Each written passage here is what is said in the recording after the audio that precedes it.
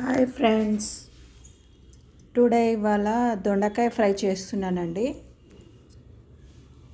ఆయిల్లో పల్లీలు వేసుకొని ఎండుమిర్చి, పచ్చిమిర్చి, వెల్లుల్లి ఫ్రై చేసుకోవాలండి. ఇవి మిక్సీ పట్టుకోవాలి. జీలకర్ర వేసుకొని దొండకాయలు వేసుకోవాలండి. దొండకాయ ఫ్రై చేసుకోవాలి. బాగా దొండకాయలు బ్రౌన్ కలర్ రావాలి. ఫ్రై చేసుకున్నాక పసుపు వేసుకోవాలి.